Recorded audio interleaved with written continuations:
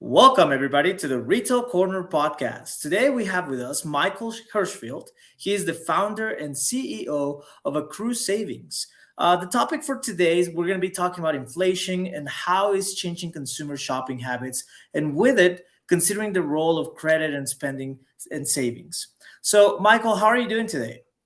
I'm great. Thanks so much for having me on. Oh, it's a pleasure to have you today. So, first and foremost, before we really go into the topic, can you explain to us what is Accrue Savings? What do you guys do? How are you guys really helping the consumer and the retailer to build a better relationship? Accrue is a savings experience. We empower merchants to offer a merchant embedded savings experience, helping consumers save up for goods. I mean, obviously, we spent the last 50 years innovating on credit, store credit cards being sent to people's homes, most recently buy now, pay later, or the inverse to that, the converse to that. The opportunity here for retailers to offer consumers the opportunity to save up for a trip, save up for a piece of furniture, save up for a home renovation. It's going where consumers already are. It's empowering them to save up for things rather than forcing them to utilize credit in this market. Okay. So one would say, like, for example, I have my travel credit card, right? And then I get to save all these points to the future trip, right?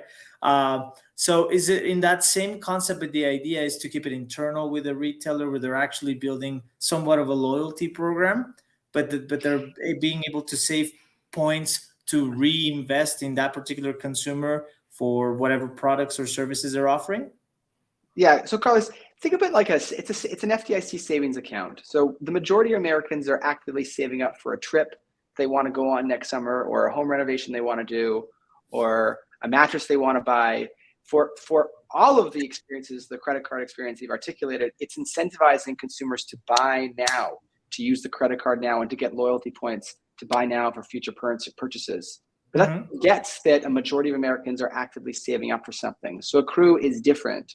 We provide merchants the opportunity to offer a savings account to consumers, start saving with a particular brand for an experience. So your use case you just articulated is a travel use case. Like, you would be saving up to go on a trip and you'd be earning significant yield or significant cash rewards to save for that trip.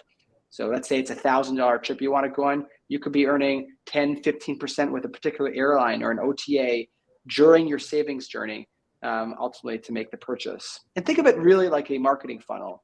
Like, merchants today spend a great deal, and I'm sure you've had many guests before talk about the rising CAC, the cost of acquisition for customers. And buy now, pay later, Facebook and Google ad spend, you're looking to drive consumers through that funnel ultimately to make a purchase, particularly optimizing that bottom of the funnel experience. But that is unfair to the consumers. Consumers have more power than ever.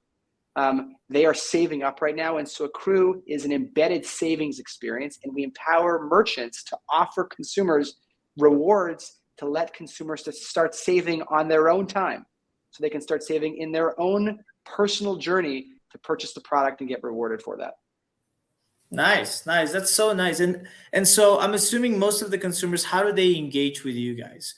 Do they go particular to the retailer and they're offering through an app and they're able to see how their savings are increasing and to manage those? Or what is the best route for them to really connect with this and take the opportunity? Yes, so it's an embedded savings experience. So consumers, our browsers are going to see this on merchant websites. They do currently see this on merchant, on home pages, on category pages, on product display pages, in email marketing that our merchants utilize. So it's an offering that is merchandised to the consumer on the merchant websites throughout the funnel of the merchant's website. And so that offering that a merchant provides to the consumer then chooses to start saving. Again, 90+% of consumers never make it to the checkout page. And so this offering is given to those bounced users, those consumers that are not ready to make the purchase, and they open up a savings account on the merchant's website, and they have an account that they start saving weekly, bi-weekly. It's like every other FDIC savings account they may have. They set up a deposit experience set up every 2 weeks, every 4 weeks, to ultimately save up, and when they're ready, they make the purchase. It's a bank account that a consumer has with a particular merchant, and they get rewarded for every one of those milestones that they achieve. Wow. Wow. Wow. Wow. That's really nice. And how does that play all with it all, right? For example, right now consumers are really struggling with credit, right? They're having a very hard time. And it all comes with inflation. They're missing payments. They're not making it there more than usual, right?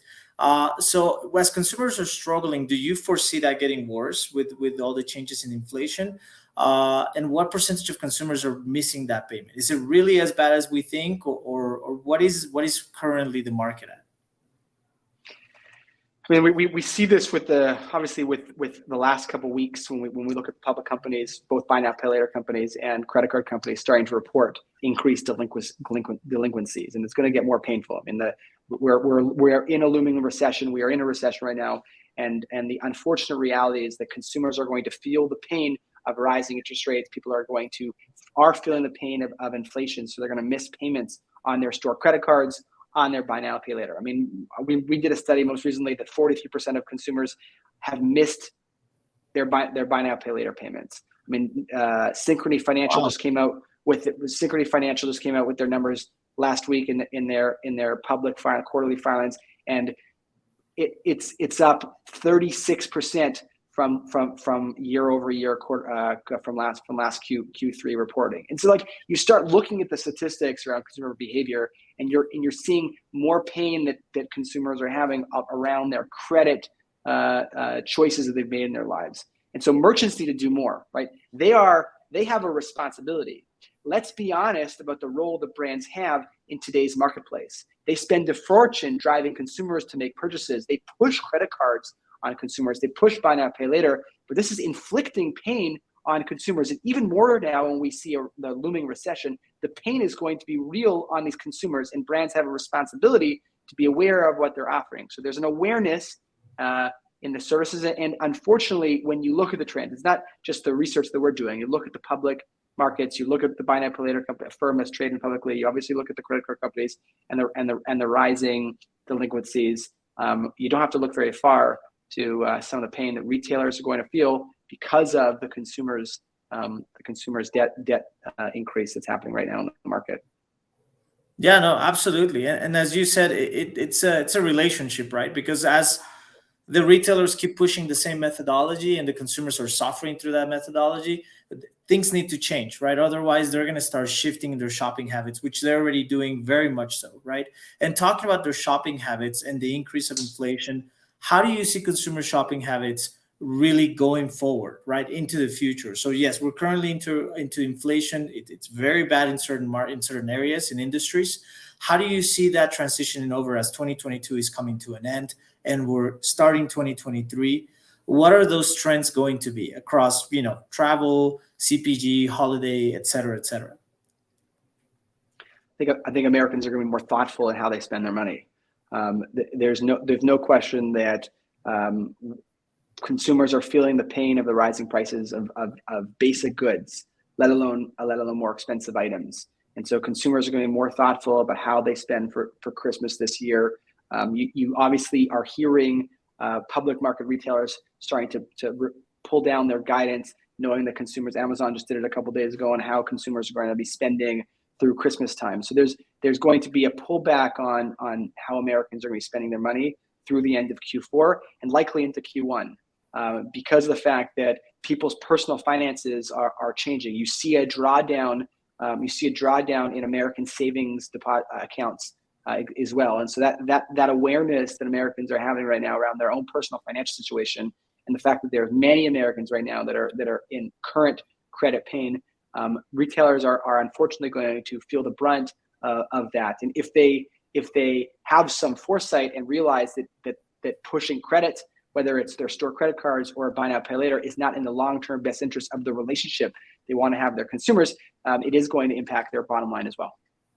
Absolutely. And what do you think retailers can do, right? Because I mean, holiday season is around the corner, right? It's just a matter of weeks. How can retailers change or adapt quickly and shift in order to help the consumer, right? And in order to try to miss out on the least amount of purchases throughout these two next important months? But obviously there's a sensitivity around pricing. I mean, there's always a tough supply chain has increased the cost of goods for retailers, and so obviously there's a significant margin crunch that's happening, and it's a natural tendency to try to pass that on to the consumers. But knowing there is tremendous consumer pain right now in the market, one has to be really thoughtful around how you price your product.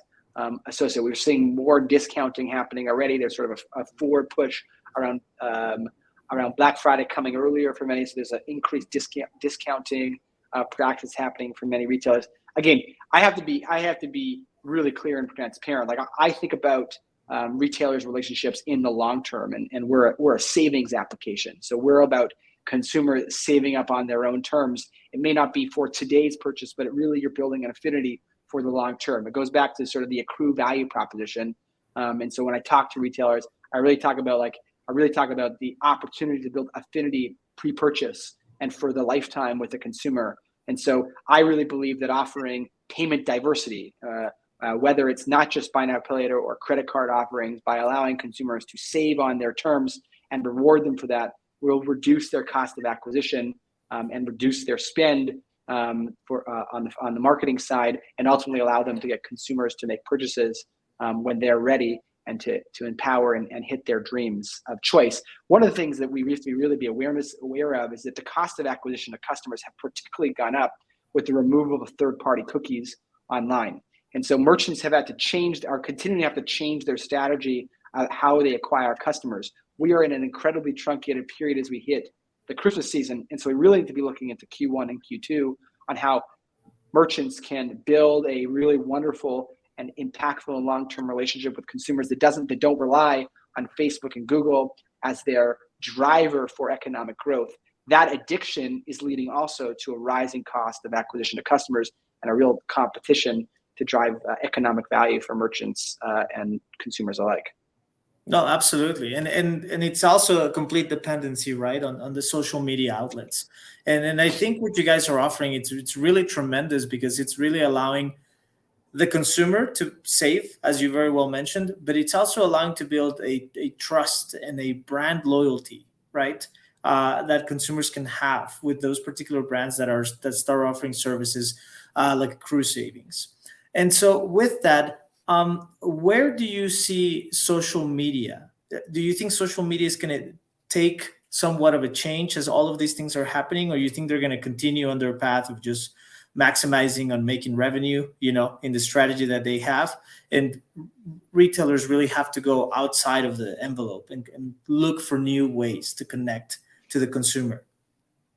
Well, obviously, consumer behavior is changing on social media. So we're seeing a reduction of how consumers engage with Facebook. Instagram is seeing some daily active user DAU numbers potentially pulling down here. And obviously, we've been increased usage of TikTok and other mediums. So there's a constant evolution that merchants have on how that brand engages with consumers, and that has to happen potentially more organically, which is why we're seeing a rise of the influencer as a strategy to acquire customers online. It still has to be driven on an ROI basis, which is why Facebook and Google was so impactful for so long around Google AdWords and Facebook Ad Manager. But the removal of third-party cookies, Carlos, is the great challenge to merchants, because retargeting was a tremendous driver for consumers ultimately to make the purchase. And so that the fact that Apple and Google Android have removed that as a tool, there's going to be an evolution, and that's why you're seeing more merchants use other channels to try to drive consumers to make purchases, and ultimately why a company like Accrue becomes so compelling, because we are an upper funnel, mid funnel acquisition tool. Right? So if you could acquire customers earlier on in their consideration phase to start to save up for something, months, years, weeks before they're ready, that's a particularly unique way, and it's a much more cost-efficient way to drive your ROI around your spend. And doing things like that is what merchants are going to have to do to increase their value right now.